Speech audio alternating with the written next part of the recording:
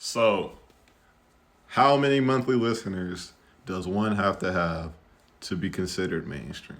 This comes up after niggas were in my comments telling me that people like Chucky, Rack Baby, and Laserdem, Nino Paid, they're telling me that these guys are mainstream. Now, I don't agree, not gonna lie. To give you a frame of reference for me personally, if you don't have three, you can't be considered mainstream. 5 million is stamped.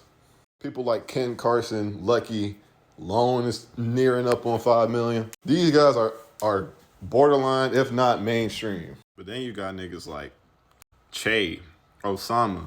These guys are sitting in between 1 and 2 mil. I don't think that's mainstream range. I'm not gonna lie. If you ask people in public, do they know these people? They aren't gonna say yes. You have to be tapped in and have a good knowledge of the underground or rap scene in general to know who these people are. Same thing with Laserdem, Nino Pay. Those guys you have to know to know. I don't think they're necessarily underground, but I don't think that they're mainstream either. They're in like a gray area where you're stamped. Niggas know who you are if they're tapped in, but you're not necessarily a household name. I feel like that's where we often get like, okay, underground or mainstream. You're one or the other.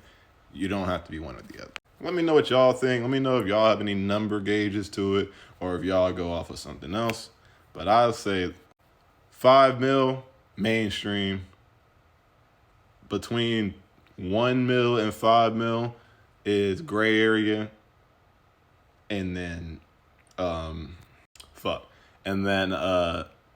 but under 1 mil is obviously underground. Like, another thing I feel like adds to this is when you look at how TikTok and other things have influenced streaming and how we have like trendy songs and shit like that. All these things influence how many monthly listeners someone has. So I'd say there's an arguable boost to these numbers, but let me know.